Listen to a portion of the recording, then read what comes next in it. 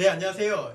이규희의 크레파스. 오늘은 두 분의 선생님을 모시고 아주 긴급한 지금 국회가 빠르게 돌아가고 있습니다. 2019년 12월 또 국회에서 어떤 일들이 벌어지고 있는지 두 분을 모시고 인사를 드리겠습니다. 네, 각자 소개 한번 해주시죠. 안녕하세요. 백금산입니다. 안녕하십니까, 고여로입니다. 네, 선생님 지난 12월 16일 한국당 당원 및 지지자들의 또 국회 점검 및 폭력 사태에 대해서 의견은 어떠신지? 그날 공교롭게도 국회에 갔습니다. 우연찮게. 현장에 계셨군요. 예. 네네. 그 모습을 보고 생각에 다름은 있겠구나라고 생각을 했지만은 마음 한구석에는 걱정을 했습니다. 우리나라 참 큰일이다.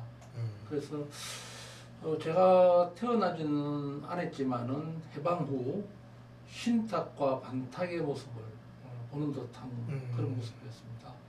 왜 국내 문제에 애국의 깃발인 성조기를 들고 나왔을까 하는 모습에서 걱정이 많이 했습니다. 그래서 답은 기득권을 지키려고 하는 자들의 하나의 움직이는 본인의 움직임보다는 기득권을 지키려고 하는 위정자들의 심하게 말하면 게임이랄까 꼬임에 넘어가는 모습 좀 안타깝다는 생각이 들었어요. 네, 어떤 다른 피해는 없으셨던 거죠? 마음이 되게 아팠습니다. 너무너무 아팠습니다. 어쨌든 올 한 해 국회가 열린 날이 며칠 되지 않았습니다. 또 2012년 이후에 올해 처음으로 동물국회가 재현되기도 했는데요. 선거법과 공수처법이 이런 상황을 만들 정도로 대단한 것인지 또 정치인 입장에서 또 한 말씀씩 좀 해주시면 고맙겠습니다. 고윤우 그럴까요? 감사합니다. 선거법, 대한민국이 1945년 해방 이래로 약 70몇 년 흐르는 동안에 미국식의 정치, 민주주의 제도를 도입한 거죠. 네. 그래서 우리가 시행착오도 많이 겪고 제왕적 대통령제에 대해서 시대 변화가 이미 왔고 국민들의 요구는 다른데 이게 바뀌어지지 않는 이 차이 정도가 극심한 탄핵과 전직 두 대통령의 감옥과 국회 혼란상과 또 극한 국회 대립, 아까 사회자님 말씀하신 대로 1년 365일 중에 며칠 안 열린 대한민국 국회, 일하지 않는 국회인지 또는 일 못하는 국회인지 이게 이제 현 주소인 것 같습니다. 지금 해야 될 것은 우리가 해야 될 것은 바로 그거라고 생각합니다. 삼권 분립을 바로 세워야 하고요. 지방분권 제대로 해야 되고요. 정치혁신이라고 하면 여러분 아다시피 이 패권 정치 무엇이 제왕적 대통령제 바꿔야죠. 국민들 논의가 이렇게 시작돼야 된다고 생각합니다. 네, 우리 백금산 선생님. 네. 지금 하도가 공수처법하고 그다음에 연비제 네. 그걸 선거법. 함께 묶어서 패스트트랙으로 그렇지 않습니까? 네네. 윤동현 비례대표제를 손학규 대표가 주창을 하고 또 단식도 하고 네. 하는 모습을 보고 비영남 사람도 국가를 균형할 수 있는 기회가 윤동현 비례대표제가 첫 걸음마다 저는 그렇게 생각합니다. 현실에서 지역 기반을 중심으로 한 양당 정치의 대립이 극심하죠. 현실과 제도 사이에 불협화음이 굉장히 클 수밖에 없을 텐데 바른미래당에서 이를 해결할 방안이 또 어떻게 진행이 되고 있는지 설명을 해주시면 고맙겠습니다. 대단히 사실은 걱정스럽습니다. 그러니까 여야 그 양기득권 정당에 나는 패권 정당이다. 그래서 생각하는 거예요. 네네. 당신들이 여당일 때, 당신들이 야당일 때 그걸 생각하지 말고 국민들 입장에서 제도와 규칙을 만들어서 페어플레이를 하자 이거라. 정치도 스포츠처럼 페어플레이를 하자. 네. 그래서 국민들한테 정당한 평가를 받자. 그거예요. 근데 그 역할을 누가 해야 되느냐? 언론이 해야 되는데 네. 언론도 그런 역할을 못 하고 있잖아요. 그래서 이렇게 유튜브를 통해서 알려드린 거 아닙니다.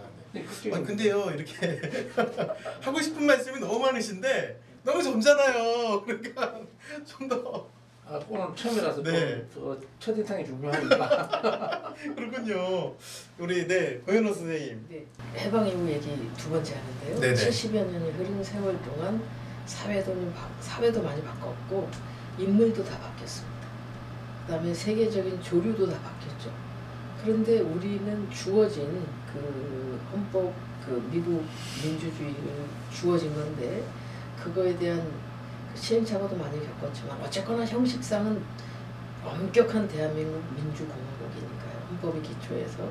그런데 이제 바뀌어요. 그 극심했던 국민적 그 양대 기득권 정당에 대해서 패권주의에 대해서 엄청난 바꾸자 열풍이 저는 4년 전에 일었다고 봤고 네. 그게 박근혜 대통령 탄핵까지 이루어졌고 이명박 대통령 구속 내지는 그 현 정권의 탄생까지 이어졌다. 근데 이제 그 한중심에 안철수라고 하는 분이 계시죠. 그 안철수라고 하는 정치인이 아닌 사람을 불러낸 국민적 요구는 변화였습니다. 저는 그게 정치 혁신이었고 정치 혁신을 통해서 이 사회를 좀 멋진 나라로 살고 싶은 나라로 선진국 반열로 아시아의 모델로 이렇게 좀 가보자 하는 엄청난 국민적 여망이었지만 어찌어찌한 그 이유로 지금은 미국에 가 계시지만 그 국민들의 변화 욕구는 우리 여기 앉아 있지만 정치 현역에 있는 분들보다는 훨씬 더 뜨거운 가슴 속에 여전히 살아있다. 그래서 내년 총선도 국민들이 바꾸자, 뭔가 해보자라고 하는 그 뜨거운 열정은 더 뜨거울 거라고 바른미래당이 그 욕구에 꼭 부응해서 잘 해내기를 기대합니다. 정계 개편이 화두가 되고 있습니다. 또 바른미래당은 호남 의원 중심의 바른미래당, 또 민평당과 또 대한신당의 통합에 늘 이름이 올라가고 있죠. 향후 정계 개편 진행을 어떻게 예상하시는지 간단히 네. 한 말씀씩 부탁드립니다. 어제 그 손학규 대표님이 이제 어떤 그 강연에서 네. 원칙을 얘기하셨어요. 똑같은 질문을 받으셨는데 이렇게 대답하시더라고요. 그 대한정당이 나와야 되는데 대한정당이 그냥 호남에서 그냥 깔짝깔짝해서 우리 호남의 제2당이다. 그거는 아닐 것 같다는 얘기입니다. 그래서 호남의 3당이 반드시 통합이 돼야 되고 통합이 될 것이지만 지금 당장 그거부터 손대지 말고 좀 천천히 하고 그 중심을 제대로 만드는 일에 더욱더 진력을 하자 그 얘기입니다.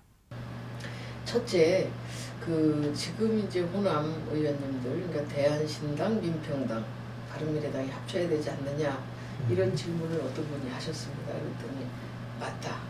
반드시 꼭 언젠가 해야 한다. 그러나 먼저 하기에는 좀 부담이 있는 거 아닌가. 네. 개혁적이지 않고 국민 편이지 않고 저는 그렇게 해석했습니다. 네. 인위적인 정계 개편에는 좀 반대한다. 정치 공급자 입장이 아니라 수요자 입장, 그러니까 네. 국민 편에서 바라볼 때는 더 확실한 그 개혁하겠다는 사람들이 내지는 정치하겠다는 사람이 뭘 할 건지부터 좀 정리해서 국민들한테 내놔봐라 이렇게 이해했습니다. 네. 정말 이 시대의 정신이 뭔지 국민들이 바라는 바가 뭔지 우리 국민 모두가 앞으로 살고 싶은 세상이 어떤 건지 지금 어디가 가장 아픈 것인지 이걸 바로 바꾸고 만들고 하는 게 개혁 혁신 아니겠습니까? 네. 이거부터 먼저 하고 그러니까 새로운 가치 정립이죠. 뭘 하겠다는 것인지 그리고 이거에 동의하는 제 세력과 함께 하는 것이 정계 개편이다. 꼭 그렇게 해야 되고 저는 그런 생각을 가진 우리 바른미래당 손학규 대표 그리고 모든 분들이 함께 하기를 바랍니다. 네. 저는 모든 개인적인 생활도 그렇지만 정치하는 사람으로서 안면 교사를 삼아야 될 기능도 있고 네. 또 역지사지라고 상대방 입장에서 또 판단을 해야 되고 또 정치하는 사람은 보고 싶은 거 듣고 싶은 말만 듣는 것이 아니라 보기 싫은 거 듣기 싫은 말도 들어야 된다라고 생각합니다. 그분이 말씀하시는 대통령 준비를 그만해야 된다는 그 부분에 저는 희망을 겁니다. 네. 그 그릇에 우리가 손도 담고 유도 담고 안도 담고 그리고 정계 재편을 할 때도 더불어민주당과 자유한국당과 다른 거는 그런 그릇을 만들 때 국민을 위한 흥권을 만들 때 같은 걸 담을 수 있다. 그래서 내년 총선은 국회의원의 특권을 내려놓는 것을 포함한 입법부 개혁, 그다음에 분권을 담을 수 있는 지도자들이 국민들한테 호소를 해야 된다. 네. 저는 그렇게 생각합니다. 그게 정계 개편의 화두가 되어야지 그냥 선거용 인물론으로서는 국민들이 동의하지 않을까. 저는 그렇게 생각합니다. 동의하지 않는다 생각합니다. 네. 아무튼 뭐 이제 2019년도도 이제 얼마 남지 않았는데요. 정말 2020년 또 21대 총선을 또 우리가 국민들의 염원과 함께 국회에서 잘 일할 수 있는 국회가 되기를 바라는 마음에서 오늘 이규희의 크레파스 여기서 마칠까 합니다. 시청자 여러분 고맙습니다.